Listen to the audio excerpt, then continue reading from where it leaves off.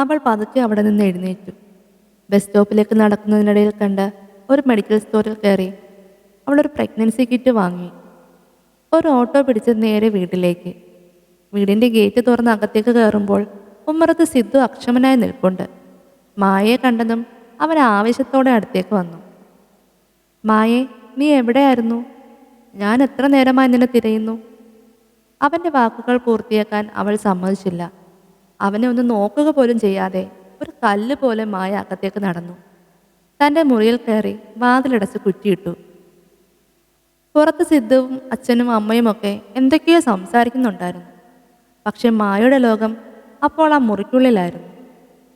Test കഴിഞ്ഞ് അവൾ ആ കിറ്റുമായി കട്ടിലിൽ വന്നിരുന്നു. 2 മിനിറ്റ് കാത്തിരിക്കണം. ആ സമയം അവളുടെ ഉള്ളിൽ 1000 ചിന്തകൾ മിന്നിമറഞ്ഞു. ദൈവമേ, എന്തിനാ ഇങ്ങനൊരു പരീക്ഷണം? ഇതിപ്പോൾ പോസിറ്റീവ് ആകണമെന്നാണോ അതോ നെഗറ്റീവ് ആകണമെന്നാണോ ഞാൻ പ്രാർത്ഥിക്കേണ്ടത്? എനിക്കറിയില്ല. പോസിറ്റീവ് ആയാൽ എന്നെ വഞ്ചിച്ചവൻ്റെ ചോരയെ ഉള്ളിൽ പേറുന്നവളായി ഞാൻ മാറും. നെഗറ്റീവ് ആയാൽ ഈ ലോകത്ത് എനിക്ക് ആരുമില്ലാത്ത അവസ്ഥയാകും. മായ പതുക്കെ ആ കിറ്റിലേക്ക് നോക്കി. 2 ചുവന്ന വരകൾ. അവൾ ഗർഭിണിയാണ്. കണ്ണുനീർ തടയാനാവാതെ അവൾ ആ കിറ്റ് നെഞ്ചോട് ചേർത്ത് പിടിച്ചു. എന്നിട്ട് അവൾ പതുക്കെ ഫോൺ എടുത്തു. ഒരു നമ്പറിൽ ഡയൽ ചെയ്ത് വിളിച്ചു. അങ്കിൾ, അവൻ ഇവിടെയുണ്ട്, പെട്ടെന്ന് വരണം. മറുപടി കാത്തു നിൽക്കാതെ ഫോൺ കട്ട് ചെയ്തു. അല്പസമയത്തിന് ശേഷം മുറി തുറന്ന് പുറത്തിറങ്ങിയ മായയെ കണ്ടതും സിദ്ധു വീണ്ടും അടുത്തുകൂടി. മായേ, നമുക്ക് എല്ലാം ഒന്ന് പറഞ്ഞു തീർത്തൂടെ? നീ എന്തിനാ ഇങ്ങനെ വാശി പിടിക്കുന്നത്? വാശിയല്ല സിദ്ധു, നിന്റെ കള്ളത്തരങ്ങൾ ഇനി ഇവിടെ നടക്കില്ല, മായ ഉറച്ച സ്വരത്തിൽ പറഞ്ഞു. സിദ്ധു തൻ്റെ നിലനിൽപ്പിനായി പഴയ കാര്യങ്ങൾ വലിച്ചിട്ടു.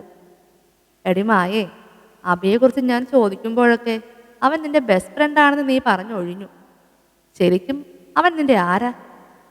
അവൻ്റെ കൂടെ പോകാനാണോ നീ ഇപ്പോൾ ഈ നാടകങ്ങൾ കളിക്കുന്നത്?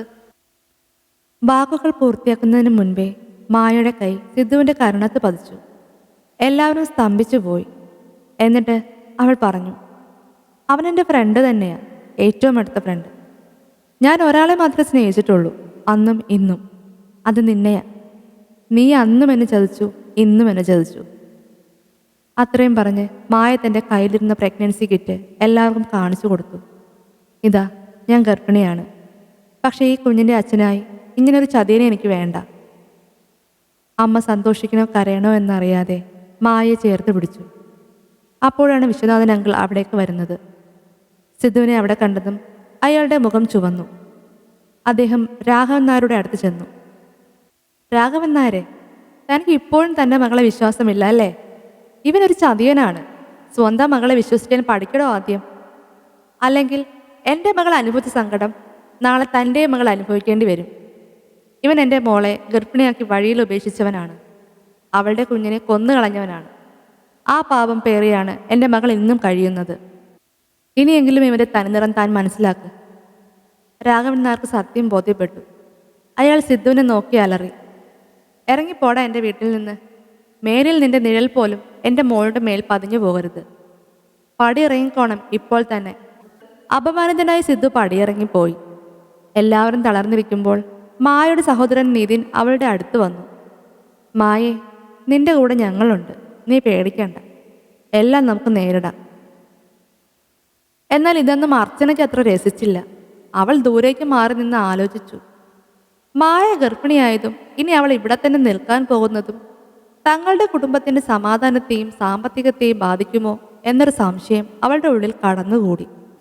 സ്നേഹപ്രകടനം അഭിനയിക്കുന്നുണ്ടെങ്കിലും അവളുടെ കണ്ണുകളിൽ ഒരുതരം അതൃപ്തി നിഴലിക്കുന്നുണ്ടായിരുന്നു.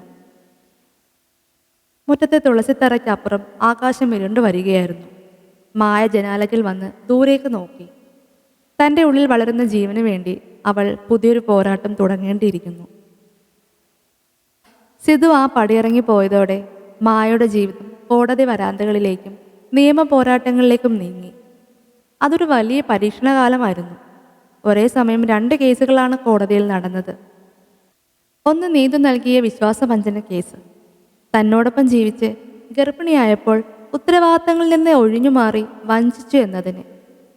മറ്റൊന്ന് മായ നൽകിയ വിവാഹമോചന ഹർജി. സിദ്ധുവിൻ്റെ മുൻകാല ചരിത്രവും ചതിയും മറച്ചുവെച്ച് തന്നെ വിവാഹം കഴിച്ചതിനും മാനസികമായി പീഡിപ്പിച്ചതിനും. കോടതിയിൽ വാദപ്രതിവാദങ്ങൾ മുറുകി. രണ്ടുപേർക്കും വേണ്ടി രണ്ട് വ്യത്യസ്ത വക്കീലന്മാരാണ് ഹാജരായത്.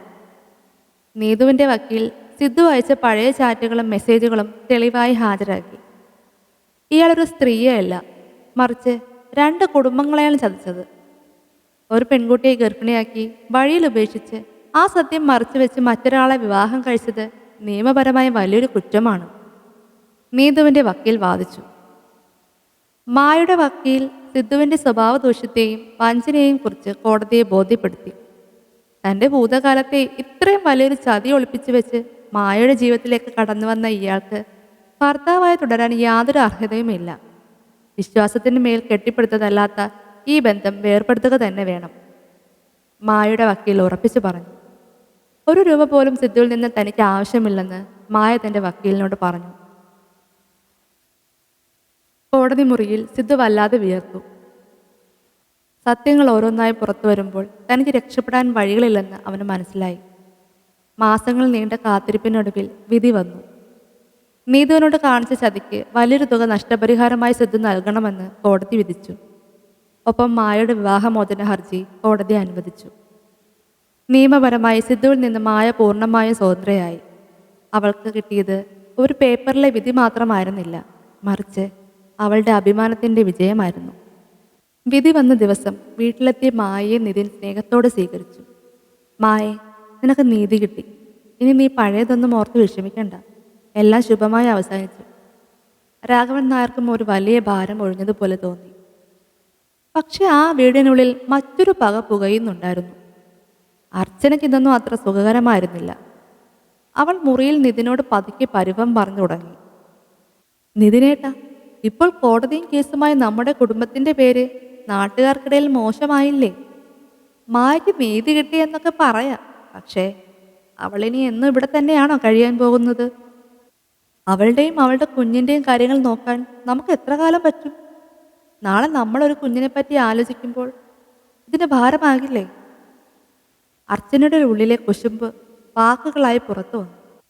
മായ ഇതൊക്കെ കേൾക്കുന്നുണ്ടായിരുന്നു. അവളുടെ മനസ്സ് വേദനിച്ചു. സ്വന്തം വീട്ടിൽ തന്നെ താനൊരു അന്യയായി മാറുന്നുവോ എന്ന തോന്നൽ അവളെ തളർത്തി. മായയ്ക്ക് ഭക്ഷണം കൊടുക്കുമ്പോഴും അവളോട് സംസാരിക്കുമ്പോഴും അർച്ചന വല്ലാത്തൊരു അവഗണന കാണിച്ചു. ഗർഭിണിയായ മായയ്ക്ക് വേണ്ട സ്നേഹമോ കരുതലോ നൽകാൻ അർച്ചന തയ്യാറായില്ല. അവളുടെ നോട്ടത്തിലും പെരുമാറ്റത്തിലും എപ്പോഴും ഒരു പുച്ഛഭാവമുണ്ടായിരുന്നു. നിതിൻ അർച്ചനയെ തിരുത്താൻ ശ്രമിച്ചെങ്കിലും അവൾ തൻ്റെ നിലപാടിൽ ഉറച്ചു നിന്നു. എനിക്ക് എൻ്റെ കുടുംബത്തിൻ്റെ കാര്യം കൂടെ നോക്കണം. മായ ഇങ്ങനെ ഇവിടെ ഇരിക്കുന്നത് സമാധാനത്തിന് കേടാണ്, അവൾ പരുഷമായി പറഞ്ഞു. മായ ജനാലയ്ക്കിൽ വന്ന് പതുക്കെ പെയ്യുന്ന മഴ നോക്കി നിന്നു. സിദ്ധുവിൽ നിന്ന് മോചനം കിട്ടി, നീതുവിനും നീതി കിട്ടി. പക്ഷേ അർച്ചനയുടെ കുത്തുവാക്കുകൾ അവളുടെ ഹൃദയത്തെ മുറിപ്പെടുത്തിക്കൊണ്ടിരിക്കുന്നു. എങ്കിലും തൻ്റെ ഉള്ളിലെ ജീവന് വേണ്ടി അവൾ കരുത്തോടെ നിൽക്കണം. സ്വന്തം കാലിൽ നിൽക്കാൻ അവൾ പുതിയൊരു ജോലി അന്വേഷിക്കാൻ തീരുമാനിച്ചു. ആരുടെയും ഔദാര്യം പറ്റാതെ തൻ്റെ കുഞ്ഞിനെ വളർത്തണമെന്ന ഉറച്ച തീരുമാനം അവളുടെ ഉള്ളിൽ വളർന്നു.